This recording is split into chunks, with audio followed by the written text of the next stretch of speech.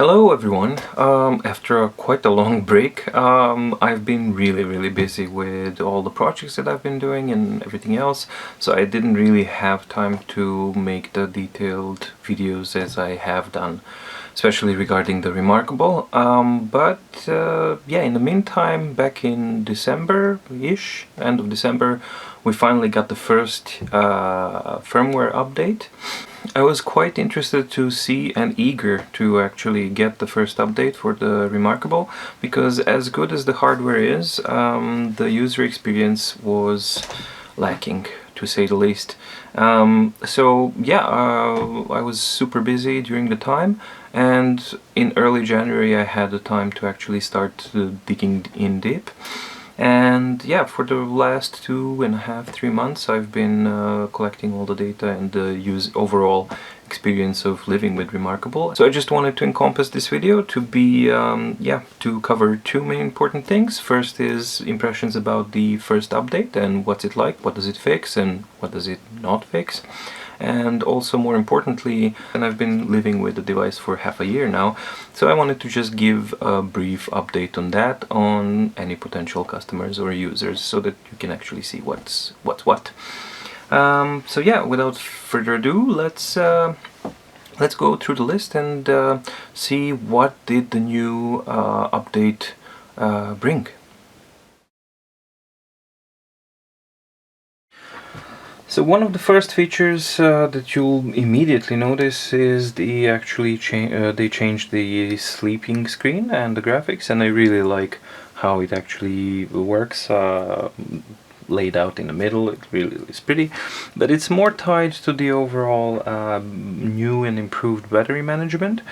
And basically, if you're in your document and you leave it, or anywhere you leave the Remarkable to be idle for I think about maybe 20 minutes or something like that, you'll get a small black notification here that you just need to press the button and the device is instantly back where you wanted it. So there's no waiting time, there's nothing like that. You just press the button and continue working while it's actually preserving the battery. That's actually now set here. Nope. Yeah, I think it's called, two new features, auto sleep and auto power off. By default, I think they're on, and I recommend to keep it on. I really didn't have any problems with them getting in the way, and they just definitely have a beneficial impact on the battery performance. The second thing was the Wi-Fi itself. There's no new real features, it's just a lot more more reliable, and actually the main new feature is that now you can log in as a user onto a specific Wi-Fi network, not just a passcode, but you can log in as a user, so that's a big deal as well.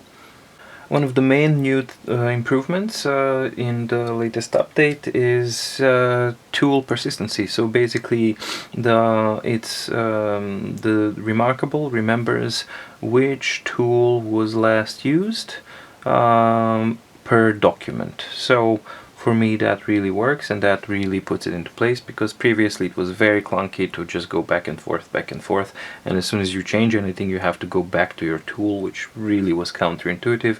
Now it finally actually feels the way it should. One thing though that I've noticed that I'm missing is the ability to, with the highlighting tool, ability to have wider and more narrow. At the moment, when I make a lot of lists, I like to cross them out and make sure that something is done, and that makes a nice visual cue for me. However, I find myself needing to use 2 or 3 to actually just underline the entire column. It would be much nicer if I could just set up a width parameter like we have everywhere else, or the size of the brush, so that I can cover the entire line. Other than that, they've also improved the live view. They say they improved the live view, and what I've checked, it actually was a little bit more stable, but I didn't know if that was on account of better Wi-Fi network management or just everything together, but it did feel a bit more stable, so that worked well.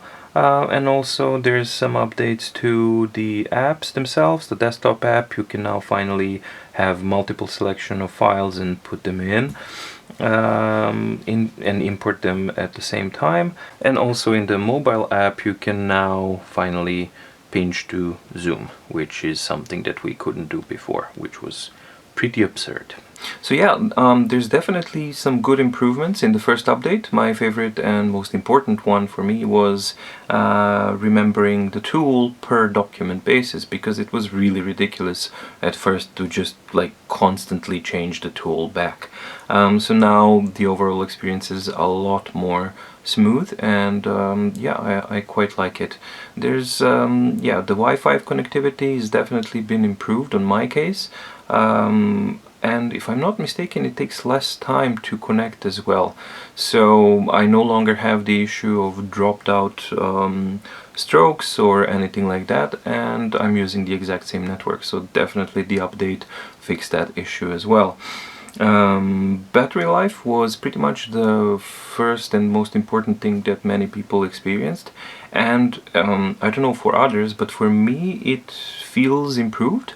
It's still far reach from the 1 week claim that they originally had, but I do get pretty much about 3 days, 2 to 3 days depending on use, but I think I'm charging it about twice a week, something like that. So yeah, I'm using it all the time, and yeah, the battery lasts about 2-3 days of active use. An important note on the tips: I have been using this a lot, and I have hundreds, if not more, of pages already written out, probably more, and I'm still on my first felt tip. So it's dirty and it's ugly, but it writes without any issues, so I don't have any problems with that. One cool thing that I'm not gonna recommend and I'm not gonna review is that by using it daily, I have discovered that Remarkable is waterproof, mostly. I think you should be just careful about the buttons, the 3 buttons down there, but this one has experienced a fair share of spills, like at least 3 spills, water spills and a coffee spill, and not a mark on it and not a problem on it at all. Of course it was not a big spill, it wasn't around the buttons, and you can instantly see that the fluid just kind of oozes around and doesn't seep anywhere in. So it's really well built, and another testament to the hardware design itself, how good it is. I also like in the update how they redesigned the lock screen and the sleep and inactive mode. It makes it a lot more intuitive, and I think it actually works and improves the experience a little bit. I prefer it a lot more to what was before. That's pretty much where the good news stops, for me at least. They did say, and they did release a full log of implemented features, and to say the least, it's disappointing. So there's maybe like 4 major things that have been updated and fixed, and the minor ones are also just a handful, and unfortunately there's this huge majority of issues still left in the user experience that just I don't understand. Why are they not fixing it? Because it's been half a year. So I'm gonna be covering quite a lot of things now, pretty much what I wanted to see and what I was hoping to see as the first major update, because we've been quite patient as users, and you know, understanding it's like, oh, we have to ship the units, even though that's like, okay, is your user interface development team shipping the units as well, or what's going on? I mean, why can't you parallel these things? So yeah, let's cut to the chase and just check a couple of things that are still problematic with the latest user experience. First of all is like making sure that when you're in the settings, you still can't just press home button to go back. You have to press close. That's stupid.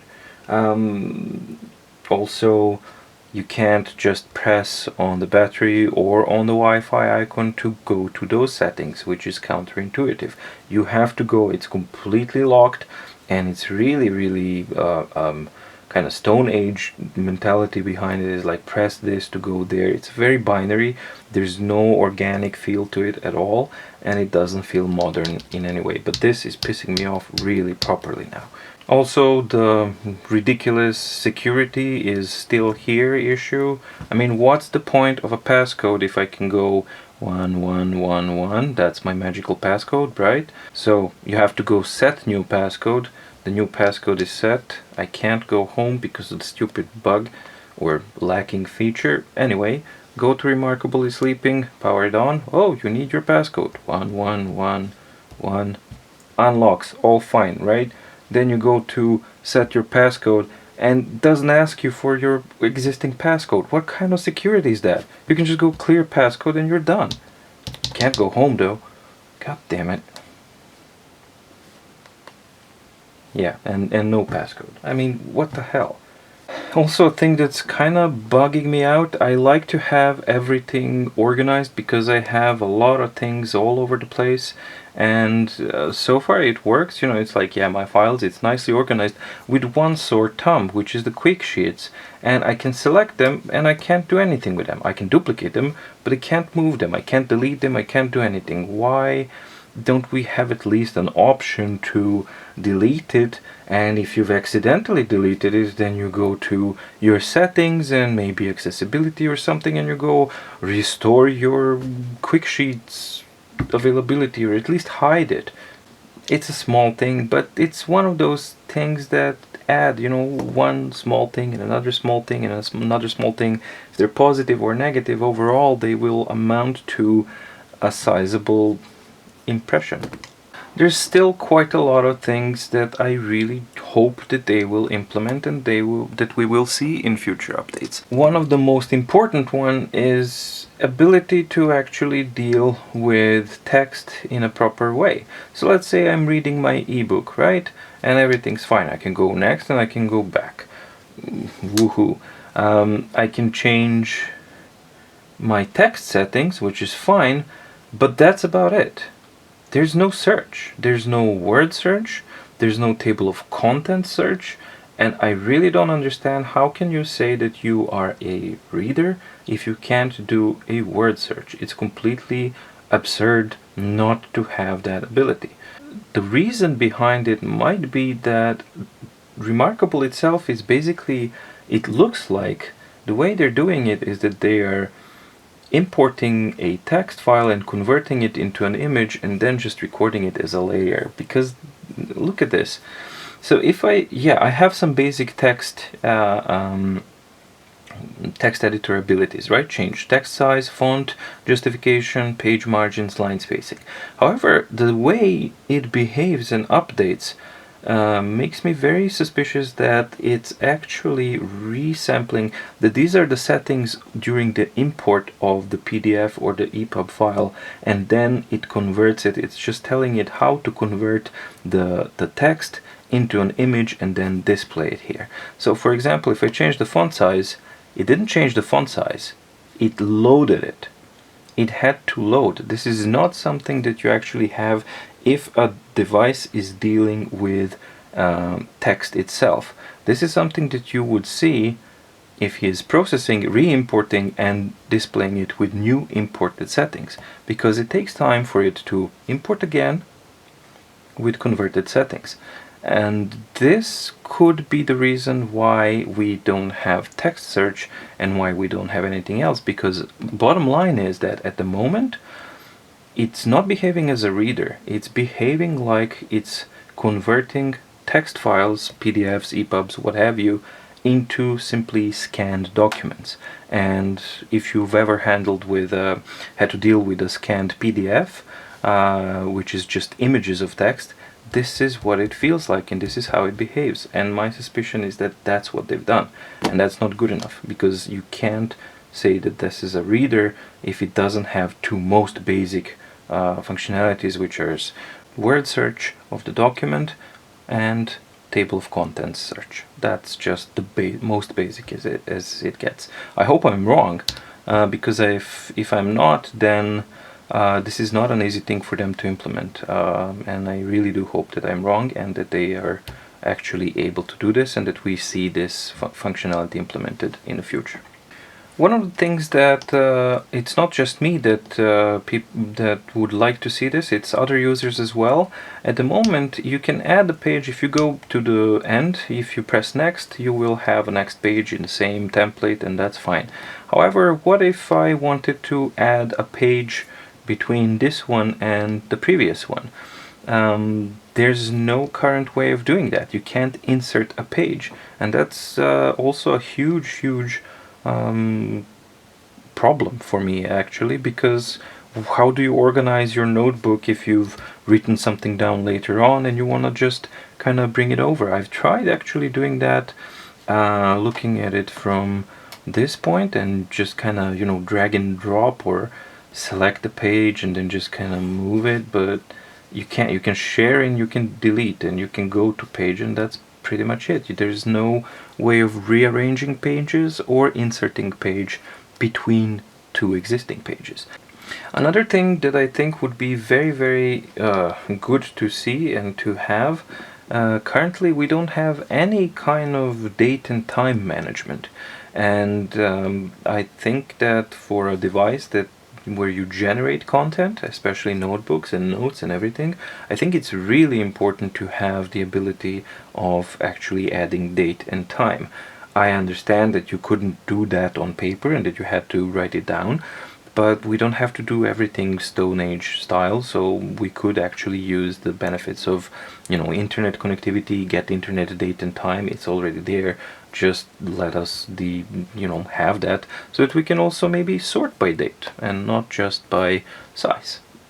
What I'd really like to also see is ability to reorder layers. At the moment I can't reorder them. I can just select here or select there. The thing that's really nice is that it automatically treats the new text as a new layer, so it's really easy to actually just convert this and kind of have a new layer if I want to put content underneath it. I wish that we could just have a bit more advanced layer functionality here. Nothing too fancy, but at least, you know, clear layer content and duplicate layers. That would be nice, and also change layer ordering. So those three things would be very nice to actually see in future updates. At the moment, both in the desktop app and in the mobile app, any new document that you import will automatically go into the root. It doesn't matter if you're like on a desktop app in your folder and everything. If you drag and drop multiple files or a single file into that folder, they will not appear there. You will have to back out and you will see them here in the root, which is kind of ridiculous, and it's extremely counterintuitive, especially if you have a deep folder structure and you want to reorganize things. It's kind of strange that you can't do these basic file operations and directory structure organizational tasks that are such a basic and fundamental level that I don't understand why these things are still an issue 6 months after the product's release. It's not really excusable. And in general, I really hope that they could fix, you know, the rest of the problems and the issues with the UI. I mean, okay, I've mentioned features and stuff, and I mentioned also the bugs, but we still have the fundamental bug that you can lock yourself out. So, for example, I select this document, right? It's within the directory structure. If I click on my files, I have now exited that, but I'm still in my select mode. So let's say that I wanted to go into Vesterdals to select another file. I can't. I am in the select mode. I'm bugged out. And unless you know how to get out of it, you're stuck. You have to restart. There's nothing. You can press whatever you want. You can do whatever you can. Get it to sleep. Wake it up. It's still in the select mode. The absolute only way that I know of how to actually get out of that is go into the subcategory of the filters and find the document that you actually chose. Now, I don't remember here. Phew, I was lucky. I didn't remember if I chose a document or a notebook or wherever it was. I was lucky here, so I could actually find it in the notebooks, deselect it here, and now I am back in my browse mode, which is fine. But this is broken. This is not a functionality. This is not a feature. This is broken functionality and needs to be fixed, because this is classified in development as class A bug. It locks out the user out of the device. You cannot use it unless you know how to back out of it, and becomes completely impossible if you have this situation where you have dozens and dozens or hundreds of documents. I mean, what, do I have to go through all of them and kind of fix and determine, oh, which one did I pick, just in order to be able to continue using this? It's ridiculous that these things have not been addressed in the first update, and they absolutely should have been a must. Over the past 6 months, I've also been able to kind of experience the device in a daily setting, and there's a few things. While I really like and commend how the hardware has been designed and built, there are pretty much two main issues that I wish they were done differently, and one of them was easy and another one not. Well, there's nothing you can do about it. The first one is regarding the pen and the tablet itself. Sure, you have the wallet and that one has a pen holder. However, it seems like a really strange design decision not to be able to attach or mount the pen anywhere on the device itself, especially because it's yeah, it's a sketch pad or a writing pad and everything like that. So, and it seems to be like a missed opportunity, because there's a metal back already here, and there's definitely room up here for a small magnet, if you can see. So if the pen was equipped with maybe a magnetic stripe or whatever that you can mount, unmount, it would have been really nice if you could just simply snap on the pen on the back, and it's held there by the magic of magnetic forces. And then you just simply grab it from the back, write your thing, put it on the back, and you can actually use it as a reader. So that's something that I'm probably going to be doing myself.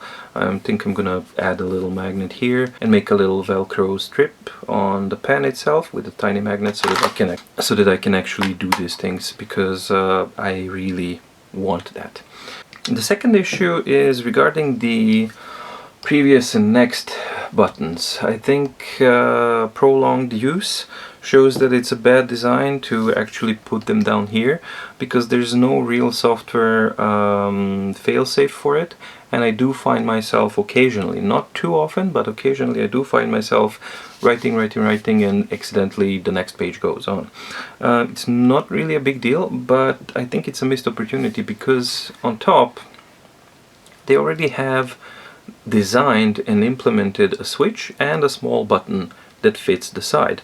So why not have the previous button on one side, the next button on the other side, and just the home button at the bottom? It would make far more sense to actually have this type of action while reading, and also while sketching. It's not a big deal to just go there, because you have to move the hand anyway. So I think that would have worked a bit better.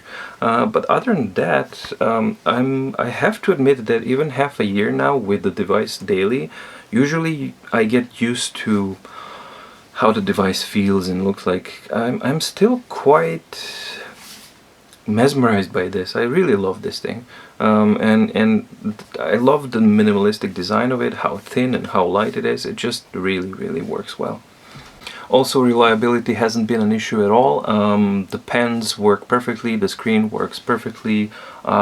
Basically, I think the biggest estimate is that for 6 months, other than the user interface experience, which is a software issue, the hardware itself, I haven't had a single problem with. As a digital paper tablet or a digital paper, it serves its function perfectly, and it's for now quite reliable and quite sturdy. So what's the overall impression and verdict after 6 months of use?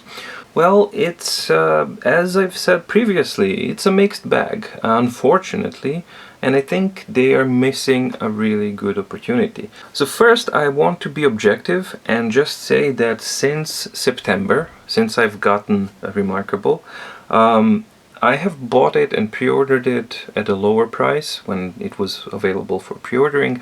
I've bought it, and my primary use was to be what it was advertised as, digital paper. So it was a paper replacement. Since September, I have stopped using notebooks completely. I don't use them at all. I don't buy them at all. All my previous notebooks, unless I have to look something up, are pretty much in the storage, and this does everything. It's always with me. It's always on the desk, or it's always on the backpack. Wherever I go, it goes, because it's basically exactly what it was supposed to be. It replaced all of my paper needs. Printing, unless I'm printing some documentation for reports or whatever, for my own use, I am no longer printing anything. So as far as that goes, this has fulfilled my expectations 100%. I mean, yeah, I don't like certain things regarding the user interface, and they definitely should be done better, and it's inexcusable that the Remarkable team is not doing those things. However, as a device, I have to be fair and honest and say that what I wanted it to do and why I bought it, it does it absolutely perfectly. So yeah, it's definitely a digital paper tablet that replaces paper in the 21st century.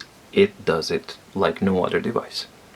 However, the problems start emerging when you want to use this as a device other than a replacement for your paper needs. So, for example, device supports PDF documents and it supports EPUB files, right? So, ebooks and everything like that. It's perfectly reasonable for a user when they buy this device to expect it to actually be able to handle those files and to have most basic functionality in place.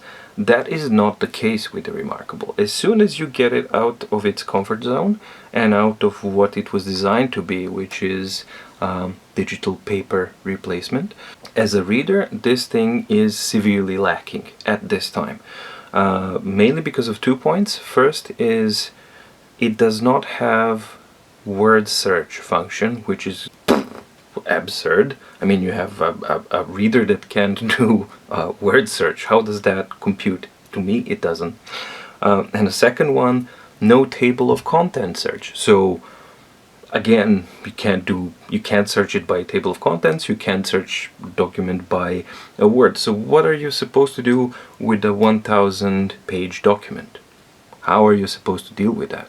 I don't understand. It seems that nobody really tested this in the team as a reader, because it's kind of silly. It could be that it has the most basic functionality of word processing before it displays, so that it actually applies the filter of use this font size, use this justification, use this kind of layout, and then import and convert it all as a image. That's what it seems to be, and then it would make sense why it doesn't have a word search or a table of content search. But if that's the case, that's quite problematic, I think, because they would need to address this in a different way. But as it is, as a reader, it's really lacking sorely because of those 2 main points. So it comes down to this. I love the Remarkable, I use it daily, and I can't live without it. It's replaced my paper needs like pretty much forever.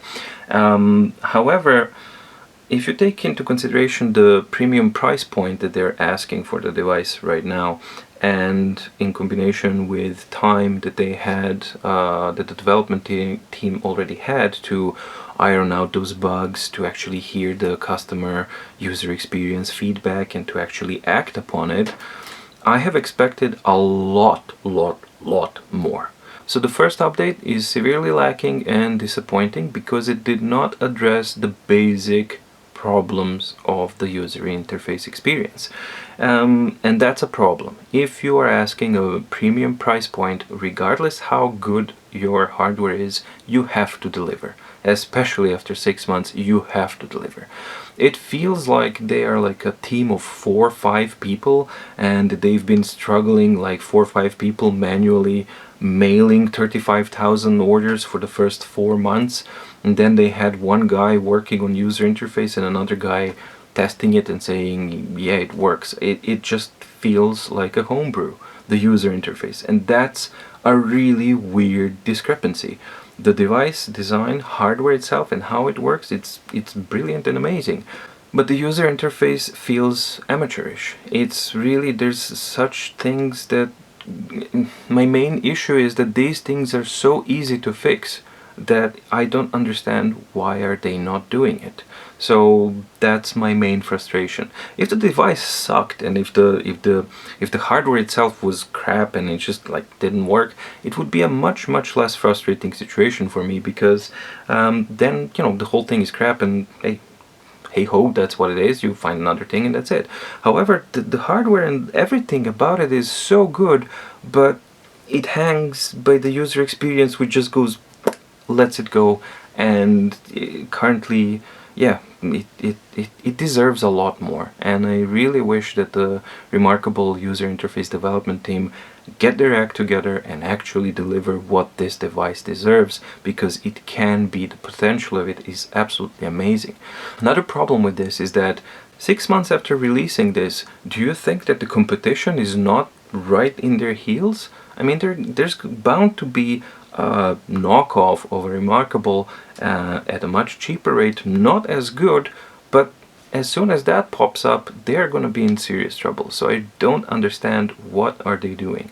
I really don't get it, and I think that's the main frustrating point for me. So I hope that they, the development team gets their act together and starts really polishing up this user experience turd. The hardware is a gem, user experience is a turd. So that's basically my 6 month living with a remarkable paper tablet, and I really hope that I will have a reason to make a much more positive video very soon, much sooner than we had to wait between the initial release and the first update. That's all from me. Oh wait, there is something that I actually am planning now in the very near future.